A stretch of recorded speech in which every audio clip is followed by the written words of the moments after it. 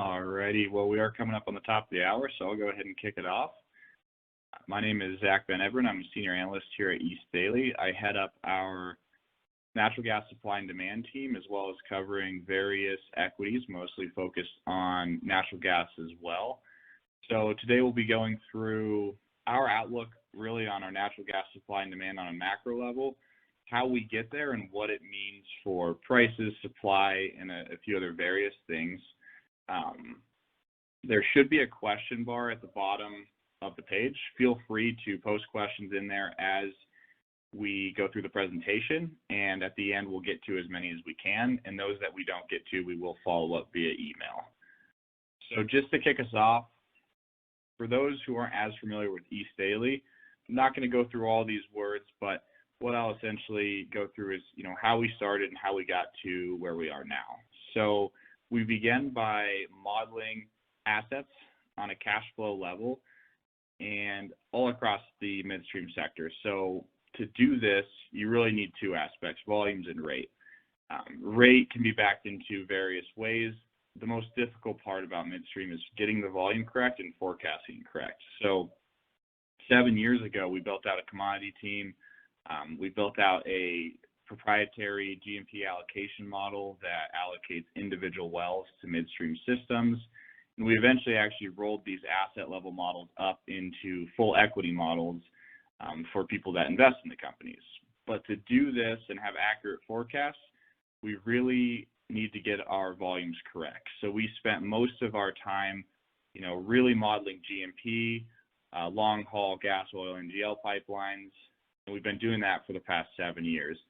Over the past 2 years, we've had a lot of clients request the volume data within our models. And that's just because they saw how, every quarter we were hitting these equity numbers, and it's driven by mostly these volumes. So they would actually buy the models and pull out the volumes. So instead of making people do that, we've really pulled out our commodity suite and started focusing on commodities as a separate product. So we have natural gas supply and demand, we have an NGL supply and demand team, and we have a crude supply and demand team. So we really broke out two separate teams to allow, industry, trading, upstream, downstream, midstream clients that weren't necessarily interested in investing in the midstream equity space directly. So with that overview, we will look at our supply and demand of natural gas and what our team here thinks we have coming online in the next, call it 12 to 14 months. So today, two key takeaways. We think supply growth over the next 14 months is, going to be significant and more so than the market might be expecting. So from October through December 2023, we have about 5 BCF a day of new dry gas hitting the markets. After we go through our shorter term view, we'll of course look longer term, where we see 12 plus BCF a day of LNG that'll help balance out this mismatch in supply and demand. And we really tie these together on how we might see a wild ride in prices, production, supply, etc. So kicking us off, we'll look at the near term. So October through December 2023. As all of us know, there's been a significant increase in WTI prices since coming out of COVID. So we'll start with the line. Here's where we're at today. Leading up to where we are today and where we've really been the last 9 months. Coming out of COVID, we had a lot of ESG restraint on on the environmental side. Then we had capital discipline. There was a lot of companies that came out of 2020 with a new face, new name, really going to be more disciplined as far as deploying capital to production. And then the cherry on top was really the invasion of Ukraine that sent prices even higher. So what we saw as a reaction to all of this was on the right. We saw from January to September 22, significant rig adds as these WTI prices continued to increase. So across all the major basins, I'll slowly start to flash them up here, we saw a total of 130 rigs from January through September of this year. And most of these rigs came from, oil-focused plays such as Permian, Eagle Ford, Bakken, and then we did have obviously some Arklatex and Appalachia rigs as Henry Hub was also elevated during these same time periods. So why this is important is when we look at production forecasting, we update our production models every single month, and as we see more rigs come online, this equates to new production a few months out. So as we've seen more and more rigs, our forecast has actually gone up over the last few months. As we had originally forecast, as supply continued to come online, we'd see rigs start to flatten out, and you do see the downslope in our forecast. So just to keep things constant, our methodology is we forecast based off WTI forward strip. In the near term for rigs, we do look at producer guidance, we look at hedges, we look at various things that allow us to forecast near term. And then longer term, we do look at the forward strip for the outer years. And there has been pushback that our production is too low in the outer years because a lot of people assume, call it $80 to $85 oil for the next few years flat. That could definitely happen. We just don't want to make a call on flat oil. What is nice is our production models, if you're a client, you can adjust anything within the models. So if you want to run $85 WTI, the rigs will correlate to that for you. So just want to point that out as you do see our rigs reduce across the board into the future, and that's just following that strip on the left.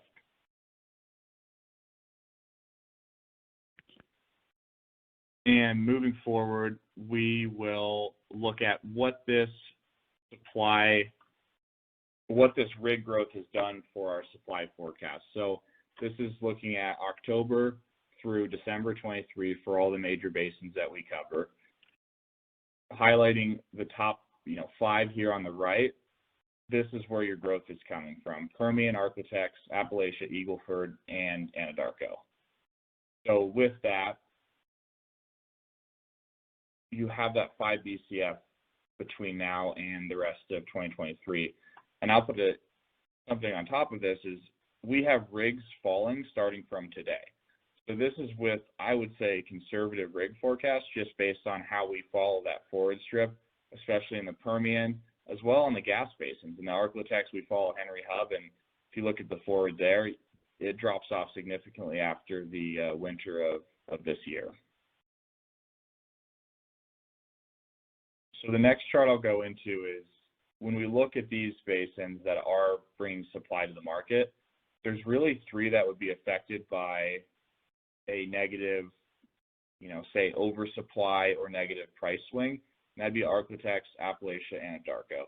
I would even stick to Arklatex and Anadarko. Appalachia, they're in maintenance mode. They're running the same rig programs. They've been constrained for a while, so it's not like they were planning on significant growth that a big price swing would change. Generally, the producers up there also hedge pretty significantly.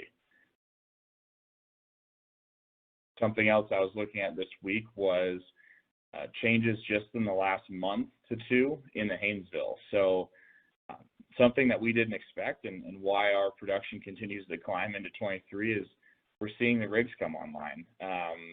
These are the major producers in the Haynesville, minus, the 2 bottom ones are kind of privates that have recently come into the basin. But overall, the big guys in the basin continue to add rigs even into this winter and even into the forward strip looking in the 4s next year. So, part of that is Southwestern, Chesapeake, they do hedge. They've already released some hedging for 2023. So that might be part of it where they already have their rig program and they plan to continue to drill through no matter what prices do. That could cause even more of a oversupply if that's the case.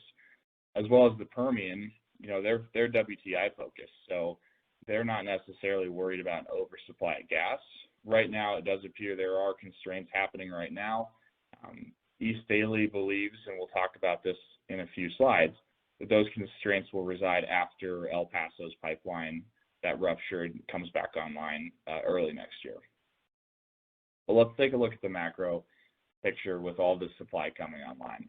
So the blue bar is September, and this is the 5-year average of storage across the U.S., the gold bar, and the blue bar is our total U.S. dry gas production number, letting our models run as they are.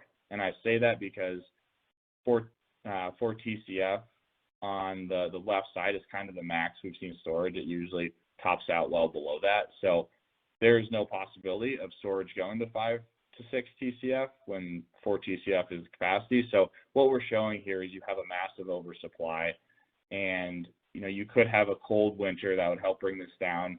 You could potentially have some more coal switching, but the gap here is so wide, we don't think that would be enough. What we really are looking for is you're going to see those lower gas prices, which might cause deferred growth depending on how fast they come down. You might see a few producers starting to build DUC inventories, depending on hedges and where they sit there. And then you'll eventually see a decline in those forecast basins, Arklatex, Anadarko, and maybe a little bit in the Northeast, just to rebalance the market.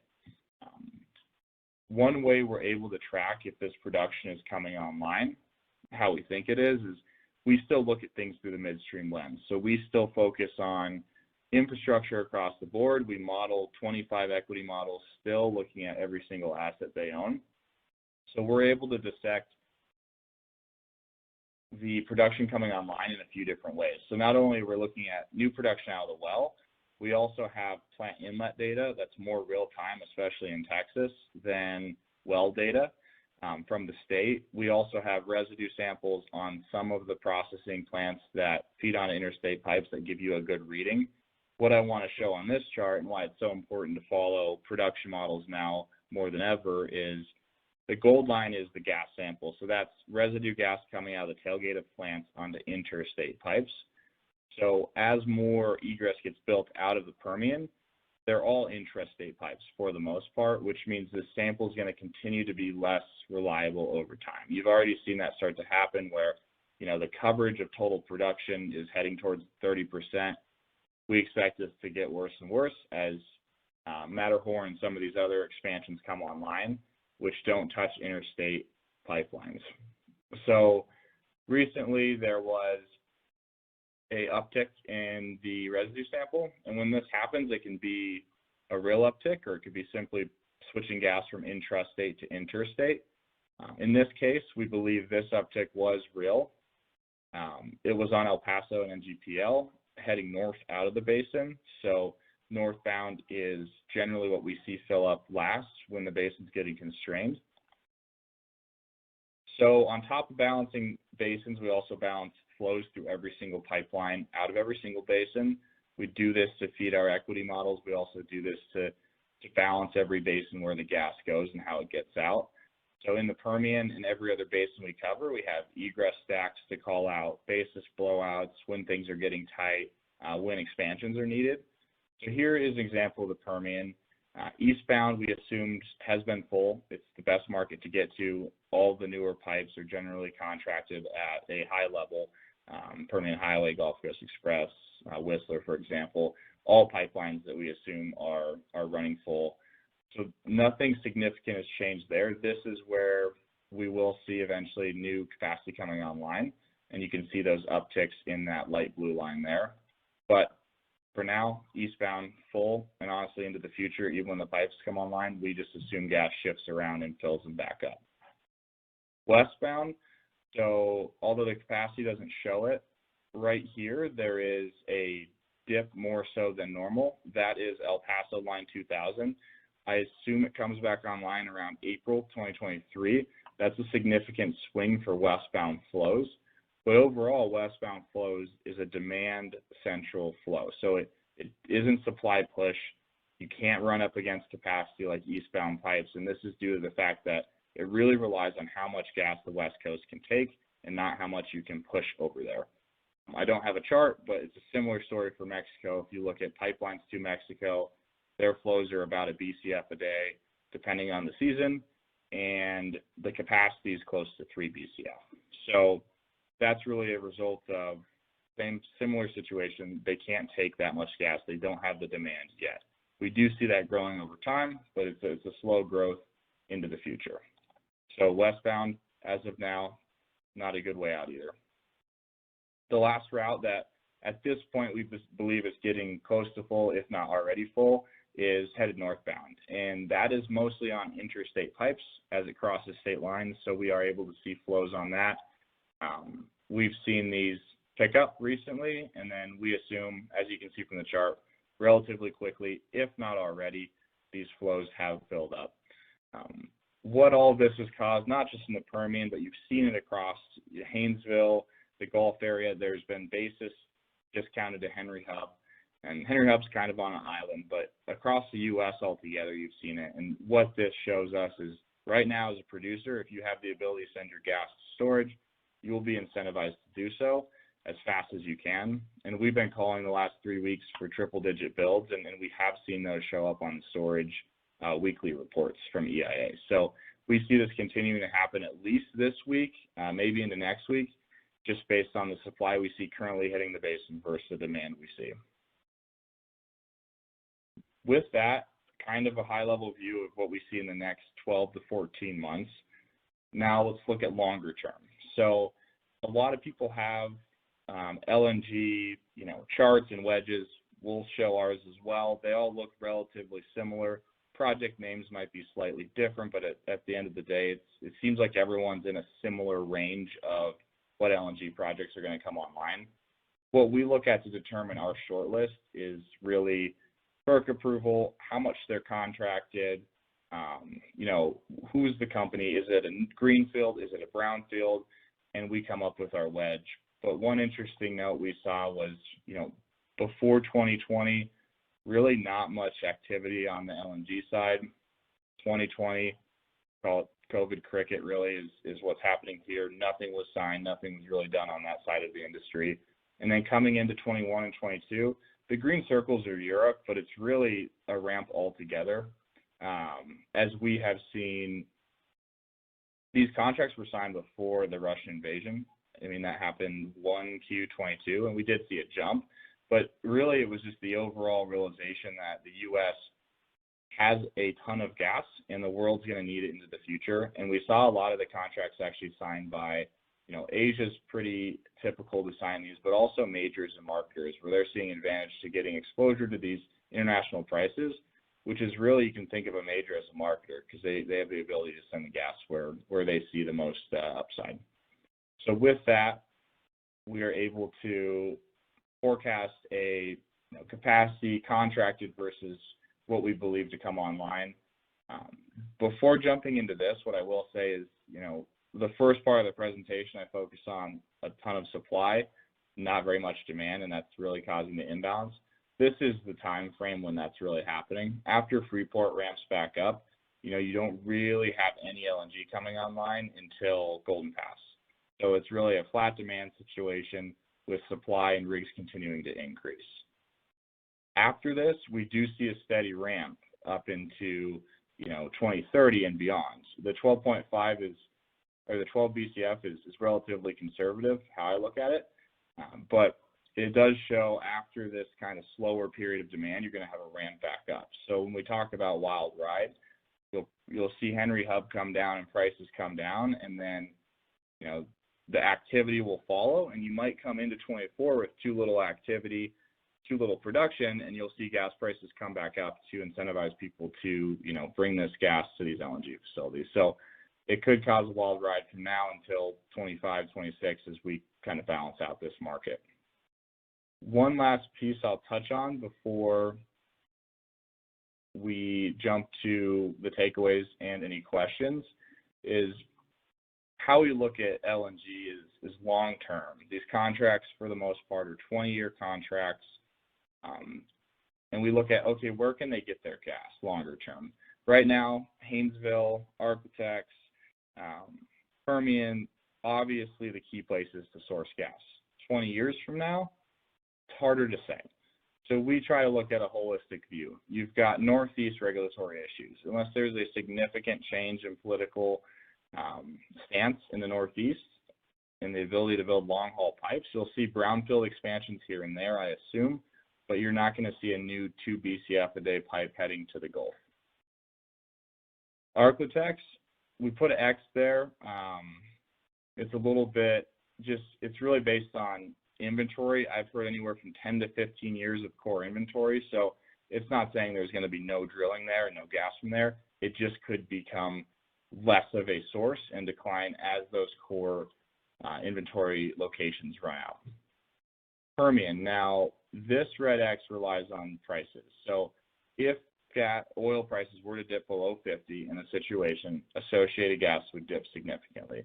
And this isn't saying next year or the year after, it's saying longer term, for whatever reason, if it does happen, you're going to lose a significant amount of gas. That's where we're getting most of the associated gas from next year. So where else do we get it from? Well, you've got some older plays, Scoop, Stack. Eagle Ford we've actually seen a ton of activity in the gassy side of the Eagle Ford already. It's close to the LNG facilities, and from what we've seen, there's no constraints yet. We could see that becoming an issue if growth continues. But also the Rockies. I mean, you have infrastructure from the Rockies to multiple market regions that are running pretty much empty.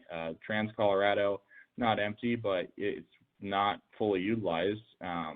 You could run Trans-Colorado down to San Juan and get over to, pipes that get you to Mexico, that get you to the Permian and down to the Gulf. So if there's a situation where Permian oil dips and those gas pipes are running underutilized, you could backfill with Rockies gas. So like I said, this is a longer term play. We really look at it, like the title mentions, as a hedge to these, oil prices potentially dropping, as well as drilling locations in the Arc-La-Tex running out. But it is something to think about. Sempra has already mentioned that they are planning to source Rockies gas potentially for some of their LNG projects in Mexico, which would make sense. It's locationally, the closest place to get it from. So all of that just allows for, these basins do have potentials to kind of come back. Right now, everyone ignores the Rockies as well as Scoop and Stack, and we're calling out the potential for a little resurgence in these basins if the dynamics are correct. So circling back, the really key takeaways today were, we have 5 BCF of storage or of supply coming online in the next 12 to 14 months, and then 12 BCF longer term that will help balance this market. And this is really going to result in, an up and down on supply to the basin or supply to the market, as well as prices fluctuating up and down as the call for more supply comes back in the later years. So with that, I will flip out of this page and look at some of the questions that we have coming in. So the first one I'm seeing is, do you see Louisiana production constraining, or does Gulf Run open that up? It's a great question. We see right now our latest Louisiana stack is not constrained at the time currently, and that is a result of an interesting dynamic that we haven't seen before. On trunk line out of the basin, flows have actually been running north, we assume, to help on the storage call. When those flows reverse, usually around the shoulder seasons, we'll see more gas flip back heading into the basin from the northeast. You'll see it's close to constrained. With Gulf Run online, it does stay, in our forecast underneath a full constraint, but it is tight even with Gulf Run. Then you have LEAP is expanding, Arcadian expanding, all of those really free it up. And then when Williams Lake project comes online in 24, I want to say, our forecast has it open through 27. So I know there was a recent announcement as well of the 1.7 BCF pipe. So things are going to open up after 24. And this is a reminder, this is based on our forecast of, flat to declining rigs in the Arc-La-Tex in the future. So it is growing on our forecast, but maybe not as aggressively as some other forecasts you might see. But yeah, we see it opening up after 24, 25. And then when this call on LNG comes, 25 to 2030, we do see that continuing to get close to a constraint at the very outer years of our forecast.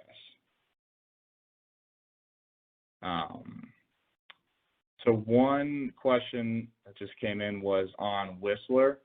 So there has been, I believe there was a sell-side report that came out that talked about Whistler not running full. We've seen contracts that have been recently signed with Whistler, and there's already 1.5 of FT contracts that are shown on the pipe, as well as incremental capacity and interruptible contracts that bring it above the 1.5 at this point.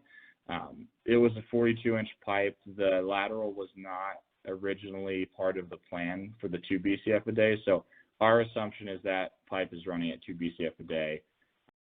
Whether it's, whoever is marketing it, it would be full just based on the spreads between the Waha and, call it, Houston Ship Channel. All right, let's see. So we have one here. Do you guys track DUCs or drilling inventory, or just look at new wells coming online? Is the higher natural gas production forecast that you show here due to new wells being drilled, or due to DUC inventory falling / DUCs coming online? So we do track a DUC inventory in a way where we forecast, we have, to make it simple, 100 rigs, and we assume their wells come online in 2 to 3 months, depending on the basin, depending on drilling uptime, downtimes, things like that. And then we watch for that production to come online. If we see a mismatch there, we'll build or use a DUC inventory. But when we forecast production, this is all just based on new rig activity. We don't necessarily forecast 100 DUCs coming online next year in the Permian. All of our production is straight current rig activity, our current rig forecast, and what those wells will do when they hit the market. So that was, if we hear a producer talk about having a DUC inventory, that will go into our production. If they say we're going to bring 50 DUCs online, we read all that and we do have that in there. But good question. We don't necessarily assume DUCs. So that's our one catalyst. If for whatever reason, most likely in the Permian, you do see producers building a DUC inventory, our supply out of the Permian could come down slightly. But we've run scenarios and it doesn't really misbalance or rebalance, I should say, the overall supply.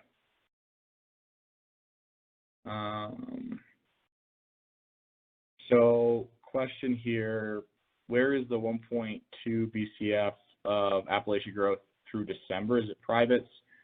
Are there any publics growing besides AR and CNX? So that number, although it is 1.2 of growth, it's kind of apples to oranges. I don't really like comparing October to December because historically, and what we plan to happen is into the winter, producers ramp production that hits the market just to capture better prices. So if you do a exit to exit 21 to 22, we really have flat growth. So we do have a ramp to the end of the year, but when you look at the typical, when you normalize the seasons, it's not 1.2 BCF. It's, relatively flat. And then 22 to 23 exit to exit for the Northeast, we have growing 200, 280. So we do still believe it's constrained. And I believe, it's mostly Antero and I believe Southwestern has some rig. I would have to double check, but it's mainly the normal producers up there that we follow. We follow their guidance, and numerous, not just the big producers, but even smaller publics have called out a ramp into the end of the year. So that's really where that 1.2 is coming from. And there's 3 or 4 more on here. I have everyone's email. I'll probably wrap it up here just so we don't go over and respect everyone's time. If you did ask a question I didn't get back to you, we will follow up via email. I'd just like to say thank you for everyone that came out today and listened. On the screen, if you scan this, if you're not already signed up, we send out a daily note as well as a Natural Gas Watch weekly.